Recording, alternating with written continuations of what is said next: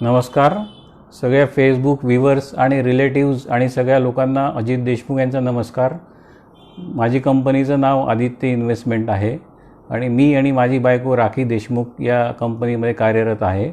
2003 पासून आम्ही इन्व्हेस्टमेंट ॲडवायझरीचं काम करतो आहे आणि जनरली आम्ही नीड बेस्ड सेलिंग करतो आहे. फॉर एक्झाम्पल आम्ही 1400 ते 1500 क्लायंट्स हँडल करतो आहे. म्हणजे देवाची कृपा म्हणा किंवा तुमच्या सगळ्यांचा आशीर्वाद म्हणा, 1400 ते 1500 क्लायंट्स हँडल करायला जी ताकद लागते ती आमच्यामध्ये आहे आणि आम्ही एक सबस्टॅन्शियल AUM त्याच्यामध्ये मॅनेज करतो आहे. पण मेन फोकस आमचा हवा असतो की आम्ही नीड बेस्ड सेलिंग करतो आहे, नीड बेस्ड ॲडवायझरी करतो आहे. म्हणजे नीड बेस्ड सेलिंग म्हणजे कसं की जसं आता कोणी रिटायर्ड पर्सन आला आणि त्याला आपण त्याची नीड काय आहे ती समजून घेऊन आणि मग आपण त्याला ॲडवाईस करतो आहे. फॉर एक्झाम्पल एखादा रिटायर पर्सन आला आणि त्याला जर का आपण SIP दिलं आणि त्याला गरज नाही आहे SIP वेल्थ क्रिएशनची, तर त्याला प्रॉब्लेम होऊ शकतो.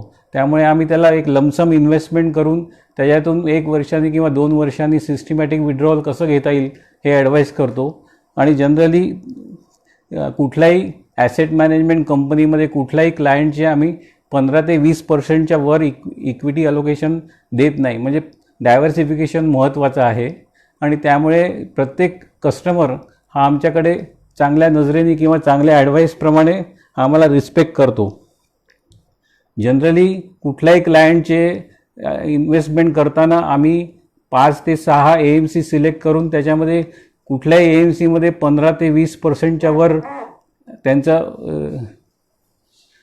त्यांचं अलोकेशन जाणार नाही हे बघतो आणि त्याप्रमाणे आम्ही मग हे करतो. आणि जनरली कसं असतं की जसं डॉक्टरकडे आपण जातो आपली हेल्थ चेकअप करायला, त्याप्रमाणे आपण फायनान्शियल ॲडवायझरकडे जायला पाहिजे आपलं फायनान्शियल हेल्थ चेकअप करायला. म्हणजे अराऊंड 6 मंथ्स किंवा 1 इयर जसं आपण डॉक्टरकडे जातो की आता ताप आला आहे, नंतर खोकला झाला आहे, नंतर काही झालं आहे तर आम्हाला मेडिसिन द्या, चेंज करून द्या, तसं तुम्ही तुमच्या फायनान्शियल ॲडवायझरकडे 6 महिन्यांनी किंवा 1 वर्षांनी जायला पाहिजे आणि तुमचं हेल्थ फायनान्शियल चेकअप करून घ्यायला पाहिजे. म्हणजे आम्ही लोकांना रिक्वेस्ट करतो की तुम्ही 6 महिन्यांनी किंवा 1 वर्षांनी फायनान्शियल ॲडवायझरचं हेल्थ चेकअप करता या. आणि जनरली सगळ्या क्लायंटशी इंटरॅक्शन 6 महिन्यांनी किंवा 1 वर्षांनी होणं महत्त्वाचं आहे.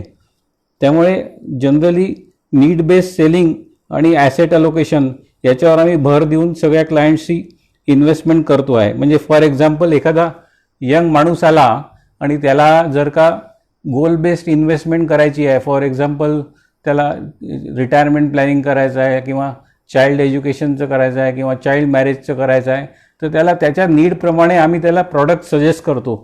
म्हणजे इररिस्पेक्टिव्ह ऑफ म्युच्युअल फंड्स आम्ही इन्शुरन्समध्ये किंवा FDमध्ये किंवा जनरल इन्शुरन्समध्ये किंवा मेडिक्लेममध्ये सगळ्या ह्याच्यामध्ये ॲडवाईस करतो आणि प्रॉपरली त्यांना एक प्रॉपर ॲडवाईस मिळेल असं एक हे करतो. नंतर हे जनरली आदित्य इन्व्हेस्टमेंटचे पॉईंट्स मी तुम्हाला सांगितले.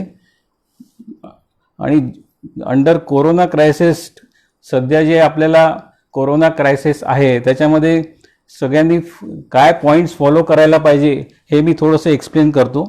म्हणजे आत्ताच्या क्रायसिसमध्ये सगळ्या लोकांचे इन्कम कमी झाले आहेत, सॅलरीज बंद झाल्या आहे, नंतर सगळ्या लोकांचे धंदे बंद झाले आहे. तर जे तुमचं मंथली एक्सपेन्सेस असेल त्याच्या 5 to 6 टाइम्स तुम्ही एमर्जन्सी फंडमध्ये ठेवायला पाहिजे. हा एक पॉईंट झाला. म्हणजे सगळ्यांनी एक 6 महिन्याचं एमर्जन्सी फंड सध्या मेंटेन करायला पाहिजे. त्याप्रमाणे त्यांनी आपला जसं मंथली एक्सपेन्सेस कोणाचं 30,000 रुपये असेल तर त्यांनी 6×30 म्हणजे 1,80,000 किंवा 1,50,000 रुपये त्यांनी एमर्जन्सी फंडमध्ये ठेवायला पाहिजे. आणि दुसरा पॉईंट हा आहे की प्रत्येकाने आता health insurance point of view विचार केला पाहिजे. कारण की आता कोरोना क्रायसिसमध्ये कोणालाही काही होऊ शकतं. त्यामुळे तुमच्याकडे हेल्थ इन्शुरन्स नसेल तर तुम्हाला हॉस्पिटलमध्ये जास्तीत जास्त खर्च येऊ शकतो. त्यामुळे हेल्थ इन्शुरन्सचा विचार करून त्याच्यात जसं स्टार आहे किंवा ICICI लोंबार्ड आहे यांचे प्रॉडक्ट्स घ्यायला पाहिजे. हा दुसरा पॉईंट झाला. तिसरा पॉईंट हा आहे की सध्या अनसर्टन्टी खूप आहे. म्हणजे लोकांना कळत नाही आहे की आपली नोकरी राहील किंवा नाही राहील, किंवा आपला जीव राहील किंवा नाही राहील, तर त्यांनी टर्म इन्शुरन्स घ्यायला पाहिजे. टर्म इन्शुरन्सचा कॉन्सेप्ट म्हणजे आपल्याला इथे हाय रिस्क कव्हर प्लॅन आणि लो प्रीमियम. म्हणजे जर का आपल्याला कोरोनामध्ये काही झालं आणि आपली अनसर्टन्टी झाली तर फॅमिली शुड नॉट सफर. तर म्हणून तुम्ही टर्म इन्शुरन्स घ्यायला पाहिजे, हे फार इम्पॉर्टंट आहे. आणि फोर्थ पॉईंट इज तुम्ही कुठलेही अननेसेसरी खर्च करू नका. म्हणजे फॉर एक्झाम्पल ऑनलाईनमध्ये काही शॉपिंग करून टाकलं किंवा काही खर्च करून टाकले, असे अननेसेसरी खर्च या पिरियडमध्ये करू नका, कारण तुमचाच प्रॉब्लेम होऊ शकतो. आणि सिक्स पॉईंट इज कुठल्याही न्यूजला किंवा निगेटिव्ह न्यूज किंवा पॉझिटिव्ह न्यूज याला ओव्हर रिॲक्ट करू नका. नंतर 7 point is stay home with your family आणि बी सेफ. म्हणजे तुम्ही स्वतःच्या फॅमिलीबरोबर एन्जॉय करा आणि घरी राहा आणि बी सेफ राहा.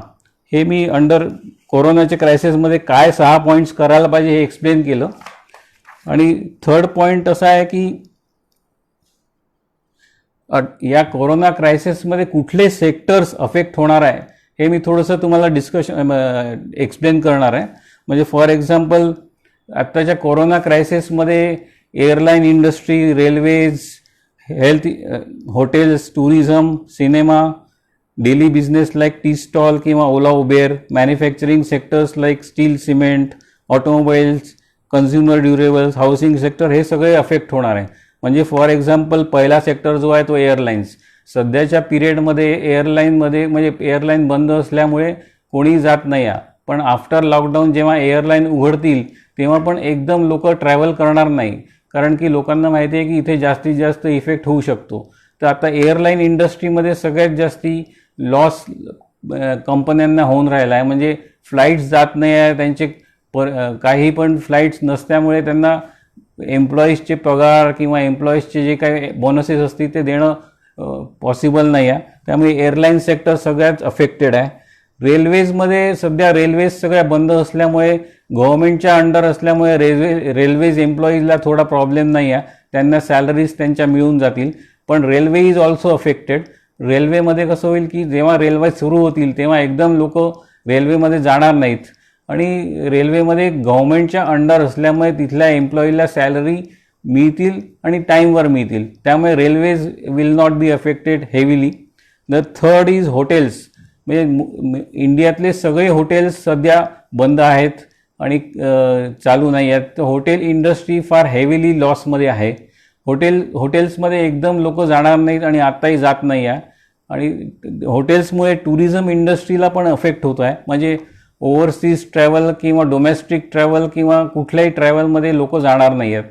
त्यामुळे टुरिझम इंडस्ट्री अफेक्ट होते आहे, हॉटेल इंडस्ट्री अफेक्ट होते आहे. नंतर लोक जनरली विकेंडला किंवा 2 वीकमध्ये सिनेमा PVRमध्ये वगैरे जातात, तर ती इंडस्ट्री अफेक्ट होते आहे. तर सिनेमा PVRमध्ये अफेक्ट होत असल्यामुळे तिथला जो स्टाफ आहे त्यांना पण सॅलरी अफेक्ट होते आहे.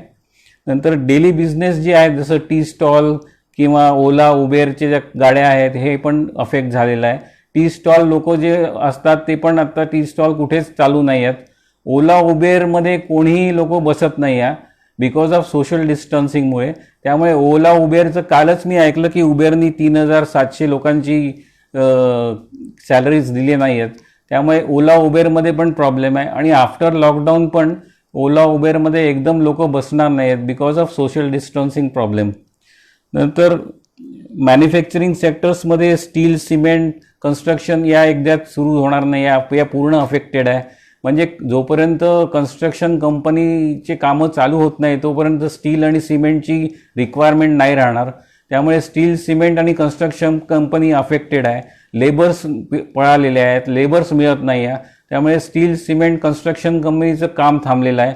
त्यामुळे त्यांचे एम्प्लॉईजचे सॅलरी, वेजेस हे पण थांबलेले आहेत किंवा कमी झालेले आहेत. स्टील प्रोडक्शन कमी झालं आहे, सिमेंट प्रोडक्शन कमी झालं आहे, कन्स्ट्रक्शन कंपन्यांचे कामं बंद आहेत. तर हे सगळं सुरू व्हायला मला तरी वाटतं 6 महिने ते 1 वर्ष लागेल. आणि त्या सिच्युएशनमध्ये आपण किती इकॉनॉमिकली बॅक जातो आहे हे कोणी इमॅजिन करत नाही आहे. म्हणजे फॉर एक्झाम्पल मला वाटतं की 2008चे जे क्रायसिस होते, फायनान्शियल क्रायसिस, त्याच्यापेक्षा आपण मागे चाललो गेलो आहेत. तर 2008मध्ये लेमन क्रायसिस फायनान्शियल क्रायसिस होते, पण आता 2020मध्ये 19-20मध्ये it was a corona crisis, म्हणजे हेल्थ प्रॉब्लेमचा क्रायसिस आहे. त्यामुळे हे किती वर्ष किती वेळ चालेल हे काही कोणी इमॅजिन करू शकत नाही, आणि इकॉनॉमिकली आपण किती बॅकवर्ड जाऊ हे पण आपण इमॅजिन करू शकत नाही. त्यामुळे प्रत्येकाने आपापली खबरदारी घ्यावी. नंतर ऑटोमोबाईल सेक्टर, ऑटोमोबाईल्समध्ये कोणी पण 2 व्हीलर 4 व्हीलर किंवा कुठल्या गाड्या सध्या विकत घेत नाही. सगळे प्रोडक्शन थांबलेले आहेत किंवा सेल्स थांबलेले आहेत. त्यामुळे ऑटोमोबाईल्समध्ये जे डीलर्स आहेत त्यांच्या पण विक्री बंद आहेत, त्यांच्या पण सॅलरीज बंद आहेत. मॅन्युफॅक्चरिंग सेक्टरमध्ये ऑटोमोबाईल्स बंद आहेत. त्यामुळे ऑटोमोबाईल्समध्ये पण प्रॉब्लेम आहे. ऑटोमोबाईल जेव्हा सुरू होईल की जेव्हा लॉकडाऊन उघडेल, लोकांना नवीन गाड्या घ्यायची इच्छा होईल, त्यावेळेला ऑटोमोबाईल सुरू होतील, पण तिथे पण प्रॉब्लेम राहीलच. नंतर कन्झ्युमर सेल्समध्ये टी व्ही, फ्रीज किंवा वॉशिंग मशीन्स वगैरे सध्या लोक कोणी घेत नाही आहे, तर त्या कंपन्या पण अफेक्टेड आहे. त्यामुळे T V, fridge, washing machine इथले जे लेबर्स लोक आहेत, डीलरचे लेबर्स लोक आहे किंवा डीलरचे एम्प्लॉईज आहे, यांना पण प्रॉब्लेम आहे. कोणाला इन्कम नाही आहे, त्यामुळे तिथे पण विचार करायला लागेल. नंतर हाऊसिंग सेक्टरमध्ये सध्या इन्व्हेंटरी खूप पडलेली आहे. म्हणजे मुंबई, दिल्ली, पुणे, हैदराबाद, नागपूर सगळीकडे फ्लॅट्स रिकामे आहेत. जे इन्व्हेंटरी बनवून ठेवलेली आहे ती पण विकल्या जात नाही आहे. आणि या कोरोनाच्या क्रायसिसमध्ये हाऊसिंग सेक्टरमध्ये पण ट्रबल आहे. म्हणजे ऑलमोस्ट सगळीकडे 20 ते 25% प्रायसेस पडलेले आहेत, आणि त्यामुळे फ्लॅट्स विकल्या जात नाही आहे. तर या हाऊसिंग सेक्टरमध्ये पण बिल्डर्सला इन्कम नाही आहे, त्यामुळे इथे पण ट्रबल आहे.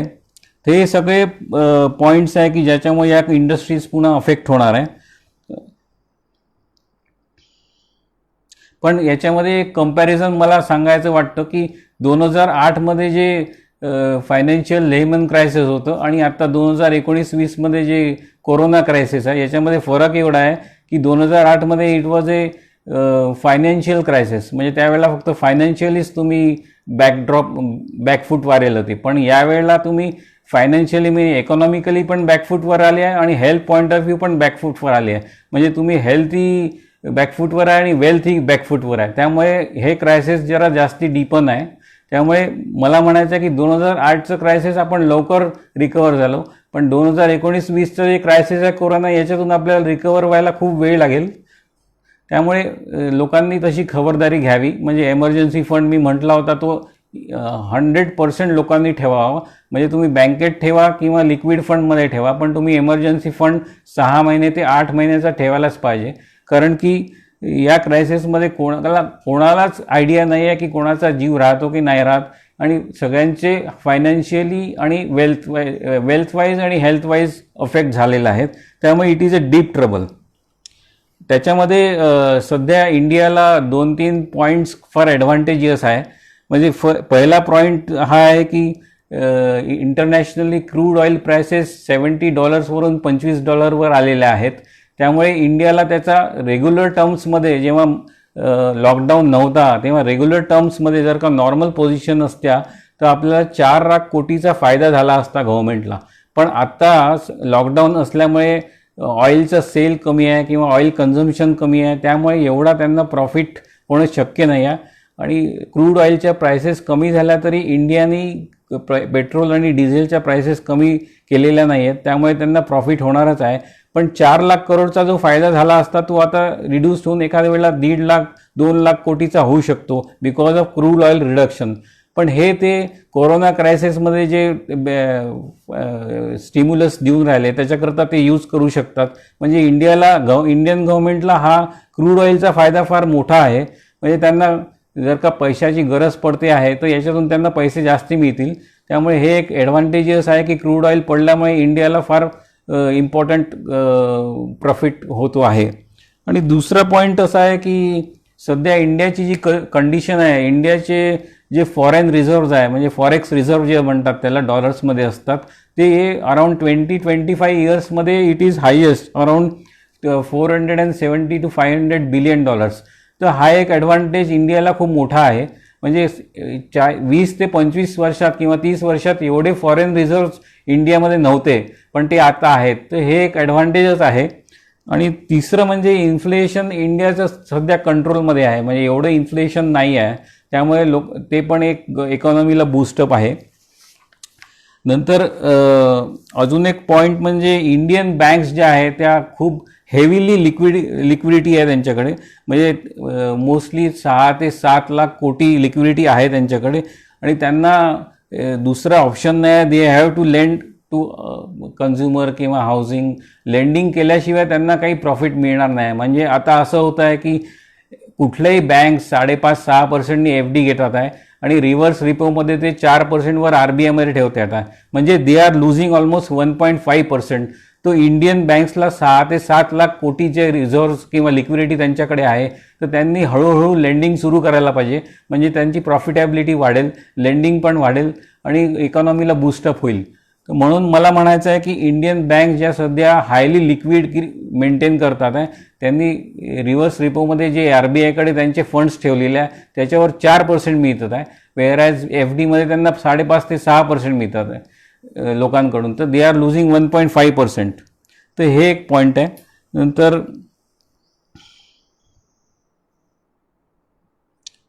आणि अजून एक पॉईंट आहे की मेक इन इंडिया कॉन्सेप्टमध्ये सध्या इंडियाला फार चांगल्या पॉईंट ऑफ व्ह्यूनी बघतात आहे. चायनामध्ये ज्या इंडस्ट्रीज बंद होतात आहे त्यामुळे अराऊंड मला वाटतं की इंडियामध्ये 300 कंपन्यांचे रिक्वेस्ट आले आहे की आम्हाला इंडियामध्ये काही बिझनेस सुरू करायचे आहे. त्यामुळे इंडियामध्ये मेक इन इंडियाचे जे प्रॉडक्ट्स आहे ते कारण की आपलं इम्पोर्ट जो चायनाहून येतो 15 लाख करोडचा तो सध्या बंद आहे. त्यामुळे ऑलमोस्ट 80% आपण ऑइल इम्पोर्ट करतो, गोल्ड इम्पोर्ट करतो आणि बाकीचे मोबाईल्स वगैरे इम्पोर्ट करतो. तर हे इम्पोर्ट जे चायनाहून येतं ते बंद करून मेक इन इंडिया कॉन्सेप्टमध्ये इंडियामध्ये त्यांनी मॅन्युफॅक्चरिंग सुरू करायला पाहिजे. त्यामुळे सध्या ज्या फ्रान्सच्या कंपन्या, US च्या कंपन्या आहेत किंवा UK च्या कंपन्या ज्या चायनामध्ये काम करत आहेत तर त्या चायनामधून बंद करून व्हिएतनाम किंवा इंडिया किंवा इंडोनेशियामध्ये जाऊ इच्छितात आहे. त्याप्रमाणे काही कंपन्यांचे अर्ज दिल्लीला फायनान्स मिनिस्ट्री PMOकडे आलेले आहेत. तर आता त्याच्यावर काय अप्रूव्हल होतं ते तर गव्हर्नमेंट डिसाईड करेल. पण इंडियाकडे लोकांचं लक्ष केंद्रित झालेलं आहे आणि त्यामुळे इंडिया ग्रो करायच्या वाटेवर आहे आणि इंडियामध्ये जे डेमोग्राफिक्स आहे त्याचं पॉझिटिव्हनेस आहेच ऑलरेडी. तर हे सगळे पॉईंट्स आहे ज्याच्यामुळे आपण जसं आता इंडियन कंपनी रिलायन्स इंडस्ट्रीजमध्ये फेसबुकनी अराऊंड 10% स्टेक घेतला. म्हणजे फॉरेनच्या कंपन्या आज इंडियन कंपनीजमध्ये स्टेक वाढवून राहिले कारण त्यांना दिसतं आहे की इंडियामध्ये जास्ती ग्रोथ होणार आहे. फॉर एक्झाम्पल रिलायन्स इंडस्ट्रीजमध्ये त्यांनी फेसबुकनी 10% म्हणजे अराऊंड 40,000 कोटीचा स्टेक घेतला. नंतर सेकंड कंपनी जी आहे HDFC लिमिटेड याच्यामध्ये चायना बँकनी अराऊंड 1%चा स्टेक घेतला. म्हणजे त्यांना जाणवतं आहे की इंडियामध्ये ग्रोथ खूप होणार आहे आणि फास्ट होणार आहे आणि इथे त्यांना क्रेडिबिलिटी दिसते आहे की काही स्कॅम किंवा काही नाही आहेत म्हणून. तर हे एक पॉईंट आहे. नंतर अजून एक एज्युकेशन पॉईंट ऑफ व्ह्यू जसं आता एज्युकेशन ऑनलाईन होत चाललं आहे. म्हणजे क्लासरूम कोचिंग सध्या बंद आहे बिफोर लॉकडाऊन, आफ्टर लॉकडाऊन पण सांगता नाही येणार. ते एज्युकेशनमध्ये पण काही चेंजेस येतील. म्हणजे online education services will boost up. म्हणजे फॉर एक्झाम्पल जसं आता माझा मुलगा इंजिनिअरिंग कॉलेजमध्ये आहे त्याचे ऑनलाईन क्लासेस चालू आहेत.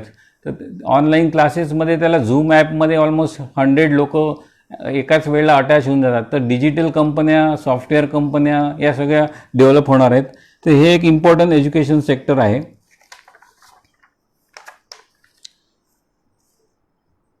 आणि नंतर या कोरोना क्रायसिसमुळे इंडियन इकॉनॉमीमध्ये काही स्ट्रक्चरल आणि बिहेवियर चेंजेस येणार आहेत. ते मी तुम्हाला एक्सप्लेन करतो. म्हणजे फॉर एक्झाम्पल बिहेवियर चेंजेस काय येणार आहेत इंडियन इकॉनॉमीमध्ये आफ्टर कोरोना क्रायसिस. हे पहिलं म्हणजे लोकांचे जे सेव्हिंग हॅबिट्स आहेत ते इम्प्रूव्ह होणार आहेत. म्हणजे आत्तापर्यंत जे इंडियन लोकांचे सेव्हिंग हॅबिट्स होते ते आत्ता 15 ते 17% होते.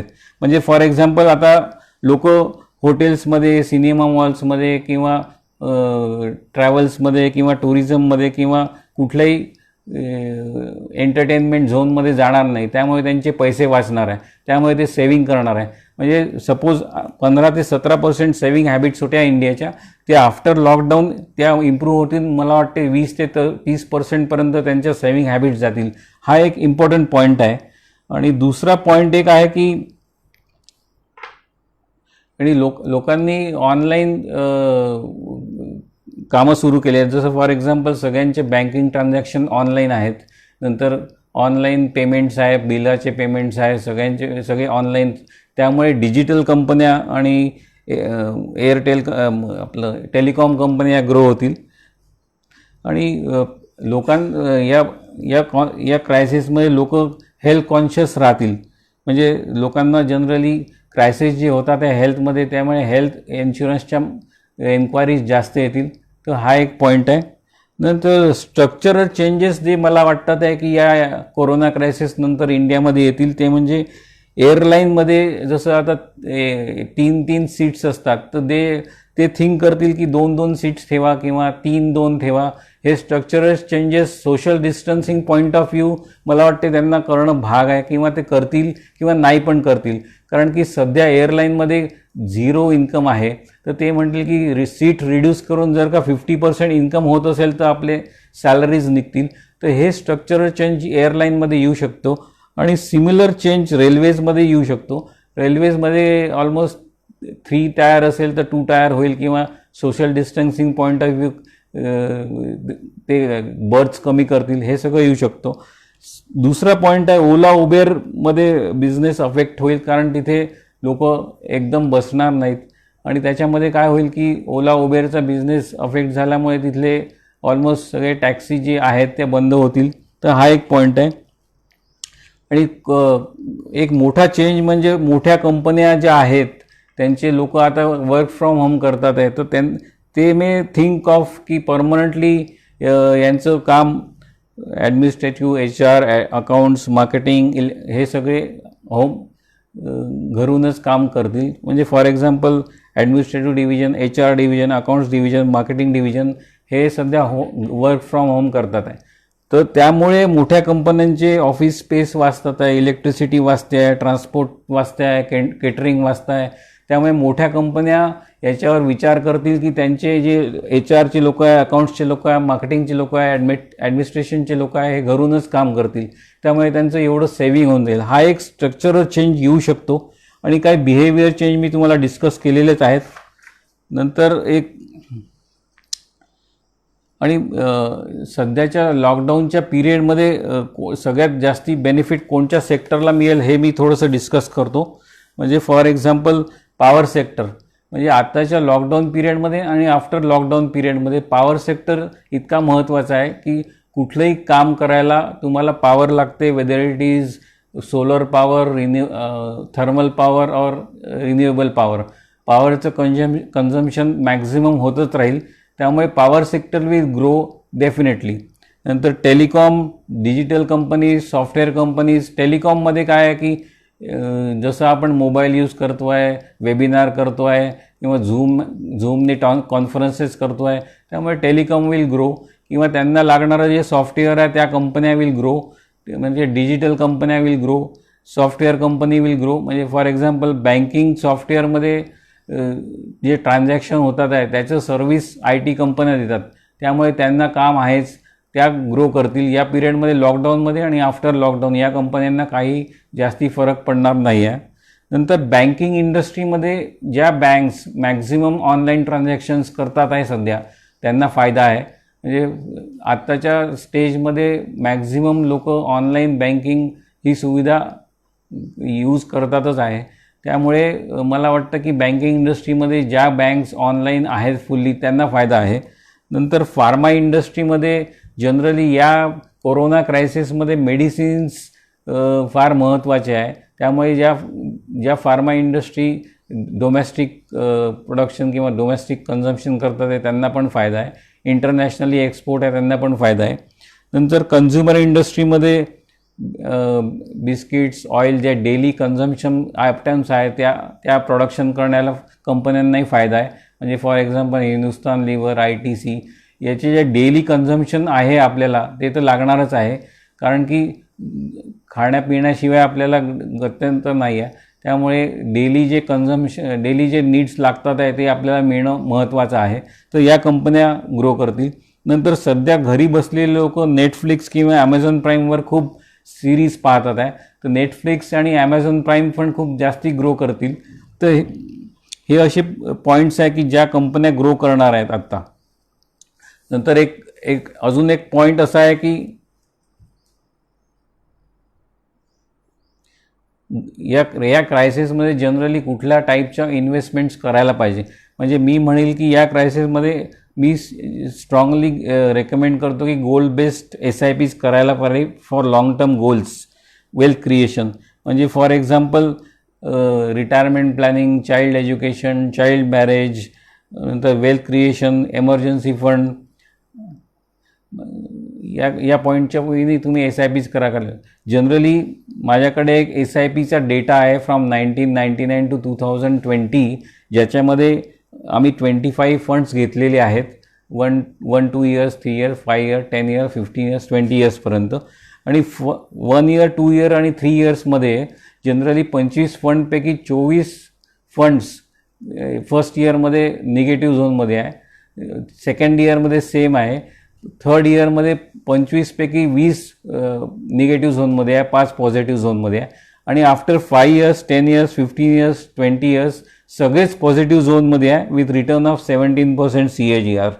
सो मला वाटतं की SIP या मोडमध्ये करून तुम्ही पेशंटली त्याच्यावर वर्क करायला पाहिजे आणि it will be rewarding only.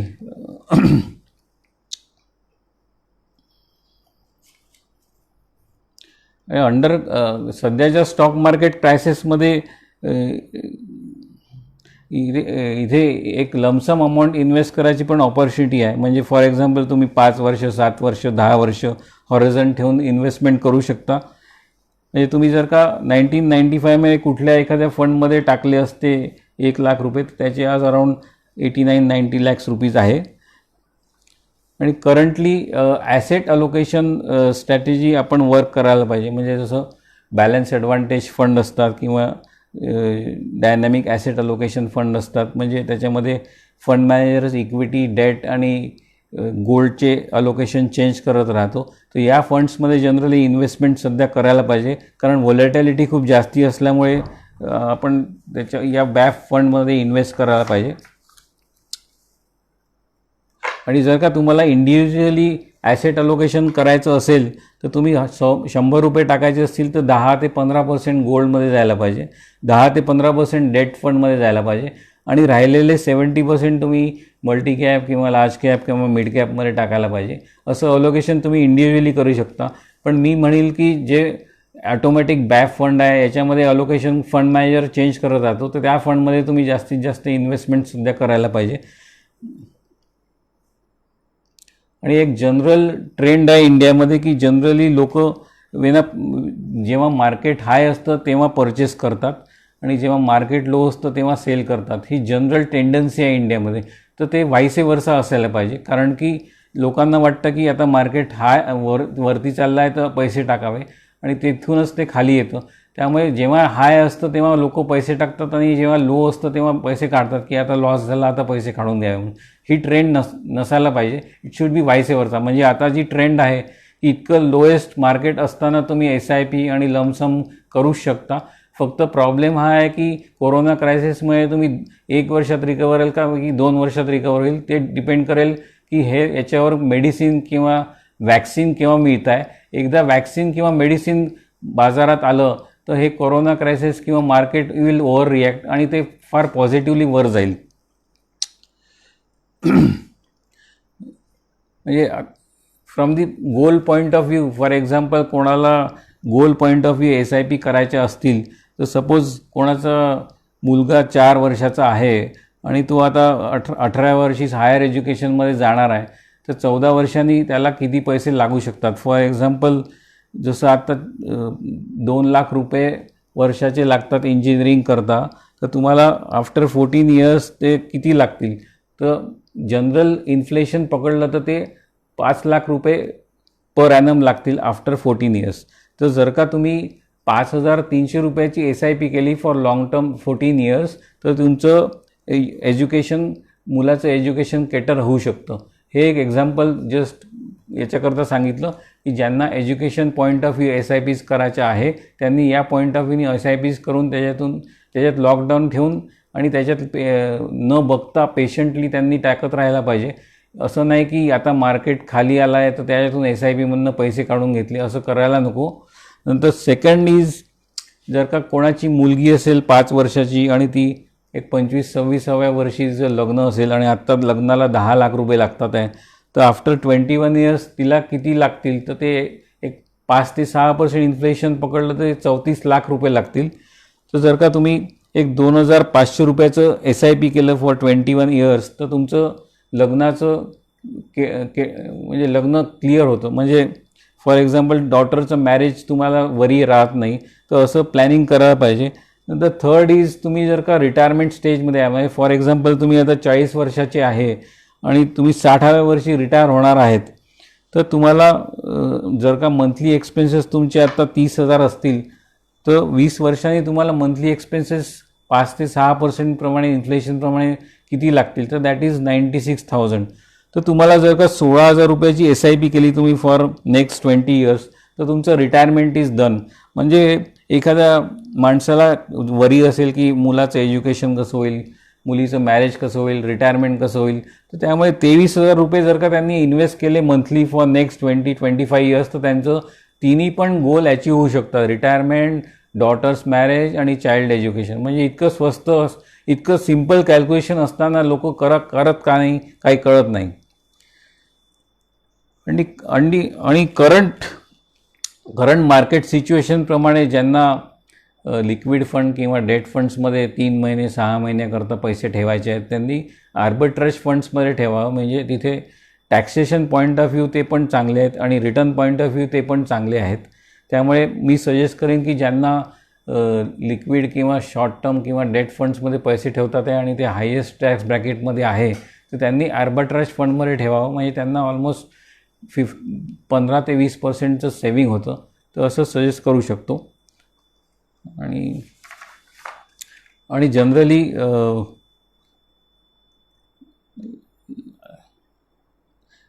काही फेमस सेईंग्स आहे वॉरेन बफेटच्या ऑन अर्निंग्सवर, never depend on single income, make investment to create second one. म्हणजे त्याच्यातून हेच निष्कर्ष निघतो की तुम्ही सिंगल इन्कमवर डिपेंड नका राहू, तुम्ही SIP करा आणि रिटायरमेंटनंतर त्याच्यातून सिस्टमॅटिक विड्रॉल घ्या.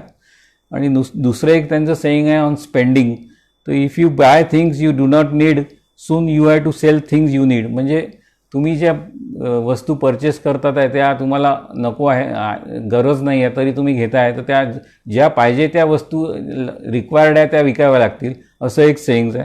नंतर सेविंग्सवरती एक सेईंग आहे त्यांचं, do not save what is left after spending but spend what is left after saving. हे फार इम्पॉर्टंट आहे. म्हणजे तुम्ही सेविंग केल्यावरती जे पैसे राहतात ते तुम्ही स्पेंड करायला पाहिजे. हे आत्ताच्या करंट क्रायसिसमध्ये थोडंसं अप्लिकेबल होणार नाही, पण जनरली ही ट्रेंड ठेवायला पाहिजे की तुमचं सेविंग झालं की तुम्ही किती स्पेंड करायचे तुम्हाला लक्षात येईल आणि तेवढे स्पेंड करायला पाहिजे. नंतर एक इन्व्हेस्टमेंटवर आहे, do not put all eggs in one basket. म्हणजे आम्ही जे ॲसेट अलोकेशन सजेस्ट करतो की तुम्ही गोल्डमध्ये टाकायला पाहिजे, डेटमध्ये टाकायला पाहिजे, रिअल इस्टेटमध्ये टाकायला पाहिजे, इन्शुरन्समध्ये टाकायला पाहिजे, म्युच्युअल फंडमध्ये टाकायला पाहिजे, तर हे do not put in all eggs in one basket हे त्याचा अर्थ आहे. म्हणजे फॉर एक्झाम्पल तुम्ही रिअल इस्टेटमध्ये टाकले, गोल्डमध्ये टाकले, इन्शुरन्समध्ये टाकले, म्युच्युअल फंडमध्ये टाकले, तर याचे काही डिसएडव्हान्टेजेस आहे, ॲडव्हान्टेजेस आहे. म्हणजे फॉर एक्झाम्पल आता तुम्ही रिअल इस्टेटमध्ये 1 करोडचा फ्लॅट घेतला नागपूरला आणि त्याचं EMI सपोज 1 लाख रुपये महिना येत आहे आणि तुम्हाला सपोज रेंट मिळत आहे 25,000 रुपये, म्हणजे 3 लाख रुपये तुम्हाला वर्षाचे मिळतात आहे. तर 1 करोडवरती जर का ईल्ड पाहिलं तर 3%चं ईल्ड मिळत आहे तुम्हाला वर्षाला, तर विच इज नॉट फिजिबल. म्हणजे तुम्ही 1 करोडचा फ्लॅट घेतला आणि 1 लाख रुपये EMI भरताय आणि 25,000 रुपये रेंट येत आहे, तर यू आर ॲट लॉस. आणि तेवढी त्या फ्लॅटची कॉस्ट वरती येत नाही आहे. त्यामुळे रिअल इस्टेटमध्ये तुम्हाला स्वतःला राहायचं असेल तरच इन्व्हेस्टमेंट करा, नाहीतर रेंटवर द्यायचं असेल किंवा इन्व्हेस्टमेंट पॉईंट ऑफ व्ह्यू करायचं असेल तर या सिच्युएशनमध्ये किंवा पुढेही रिअल इस्टेटमध्ये it will not give you better results. नंतर सेकंड पॉईंट इज गोल्डमध्ये लोक खूप इन्व्हेस्ट करतात. गोल्डमध्ये जनरली ज्वेलरी घेतल्यावर मेकिंग चार्जेस आणि वॅट लागतो. म्हणजे गोल्डच्या प्राइसेसवरती तुम्ही 3% वॅट आणि 10% मेकिंग चार्जेस देतात, म्हणजे 13% तुमचे इथेच गेले. त्यामुळे गोल्ड इन्व्हेस्टमेंटवर तुम्ही रिटर्न कमवू शकत नाही.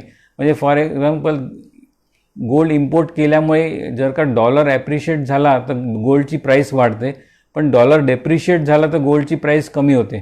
त्यामुळे gold investment point of view करणं इज नॉट ॲडवायजेबल. आणि थर्ड पॉईंट इज इन्शुरन्समध्ये तुम्ही जनरली टर्म इन्शुरन्स करायला पाहिजे, नॉट एन्डॉमेंट इन्शुरन्स किंवा युलिप्स. टर्म इन्शुरन्समध्ये हाय रिस्कवर लो प्रीमियम असतं आणि टर्म इन्शुरन्समध्ये तुमचं जे ट्रेंड फॉर्म्युला असा आहे की तुमचं जे ग्रॉस इन्कम आहे त्याच्या 10 टाइम्स तुम्ही टर्म इन्शुरन्स रिस्क कवर घ्यायला पाहिजे. म्हणजे फॉर एक्झाम्पल तुमचं एक 10 लाख रुपये इन्कम असेल वर्षाचं, तर तुम्ही 10 टाइम्स म्हणजे ऑलमोस्ट 1 करोडचं इन्शुरन्स घ्यायला पाहिजे. म्हणजे in case of any uncertainty family should not suffer. आणि दुसरा पॉईंट त्याचा असा आहे की तुम्ही जे हाऊसिंग लोन घेता ते हाऊसिंग लोनला हे टर्म इन्शुरन्स त्याला अटॅच असतं. म्हणजे in case of any uncertainty तुम्हाला EMI बंद करायची वेळ येत नाही. या टर्म इन्शुरन्समधनं बँकेचे पेमेंट जातात आणि तुम्ही फ्री होता. नंतर फोर्थ पॉईंट इज FDमध्ये लोक FDमध्ये खूप पैसे टाकतात. म्हणजे फिक्स्ड डिपॉझिटमध्ये आत्ता जे रेट्स आहे ते अराऊंड 6% FDचा रेट आहे. आणि सपोज तुम्ही 30% टॅक्स ब्रॅकेटमध्ये आहे तर 30% त्याच्यावर टॅक्स लागतो. म्हणजे नेट येईल त्याचं ऑलमोस्ट 4.34 किंवा 4.57 येतं. तर which is not beating the inflation also. म्हणजे तुम्ही निगेटिव्ह ग्रोथ करताय FDमध्ये. त्यामुळे आणि आता बँकेला FD पण नको आहेत सध्याच्या क्रायसिसमध्ये. सध्याच्या क्रायसिसमध्ये बँकेकडे इतकी लिक्विडिटी आहे की त्यांना पैसे FDमध्ये पैसे पण नको आहेत. त्यामुळे तुम्ही बँकेमध्ये FD न ठेवता तुम्ही म्युच्युअल फंडमध्ये, डेट फंडमध्ये ठेवावे किंवा लिक्विड फंडमध्ये ठेवावे किंवा इक्विटी फंडमध्ये ठेवावे. ज्यांना गोल बेस्ड इन्व्हेस्टमेंट करायचं आहे त्यांनी, मी जसं सांगितलं की child education, child marriage, retirement planning या पॉईंट ऑफ व्ह्यूनी त्यांनी इन्व्हेस्टमेंट करावी. म्हणजे तुम्हाला बाकी विचार करायची गरज पडणार नाही. आणि फोर्थ पॉईंट इज पुष्कळ लोक युलिप इन्शुरन्समध्ये पैसे टाकतात. युलिप इन्शुरन्समध्ये काय होतं की तुम्ही जे प्रीमियम भरता त्याच्या 10 टाइम्स रिस्क कवर असतं. तर 10 टाइम्स रिस्क कवर असल्यामुळे त्याच्यामध्ये काही मोर्टॅलिटी चार्जेस डिडक्ट होतात. मॉर्टॅलिटी चार्जेस, ॲडमिनिस्ट्रेटिव्ह चार्जेस, नंतर फंड मॅनेजमेंट फीज. तर युलिप्समध्ये तुम्हाला ब्रेक इवन पॉईंटला यायला it text around 7 to 8 years. त्यामुळे तुम्ही लॉंग टर्म ठेवणार असाल तर युलिप्समध्ये तुम्ही टाकू शकता. अदरवाईज युलिप्समध्ये तेवढा प्रॉफिट मिळत नाही. आणि जसं मी म्हटलं की रिअल इस्टेट, गोल्ड, FDज, म्युच्युअल फंड्स याच्यात सगळ्यात बेस्ट इन्व्हेस्टमेंट ही इक्विटीमध्येच आहे. कारण लास्ट 30 yearsचा जो डेटा शो करतो आहे तो ऑलमोस्ट 17% CAGR कुठल्याही इक्विटी फंड्समध्ये आपल्याला मिळतातच आहे. आणि त्या मानाने गोल्डमध्ये, रिअल इस्टेटमध्ये किंवा FDजमध्ये तेवढे रिटर्न येत नाही आहे. आणि लास्टली मी असं सांगेन की successful investing takes time, discipline and patience. So no matter how great the talent or effort is, something just takes time. म्हणजे तुमच्याकडे टाईम, डिसिप्लिन आणि पेशन्स असेल तर यू कॅन डू वंडर्स. त्यामुळे यू शूड हॅव TDP मंत्र की time, discipline, patience असेल तर तुम्ही इन्व्हेस्टमेंटमध्ये सक्सेसफुल व्हाल. आणि मी सगळ्यांना सजेस्ट करेल की तुम्ही जनरल फायनान्शियल प्लॅनिंगमध्ये SIPs, टर्म इन्शुरन्स, मेडिक्लेम आणि एमर्जन्सी फंड हे असणं महत्त्वाचं आहे. त्यामुळे मी सजेस्ट करेल की सगळ्यांनी आपले फायनान्शियल हेल्थ एव्हरी इयर किंवा एव्हरी 6 months चेक करावे आणि फायनान्शियल डॉक्टर किंवा इन्व्हेस्टमेंट ॲडवायझरकडून त्याच्यावर काय औषध आहे ते प्रत्येकाने आपलं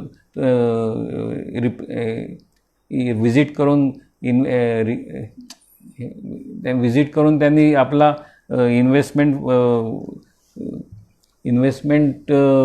काय म्हणता येईल त्याला मेडिकल डॉक्टरसारखं फायनान्शियल हेल्थ चेकअप करून आपला रिपोर्ट घ्यावा. धन्यवाद.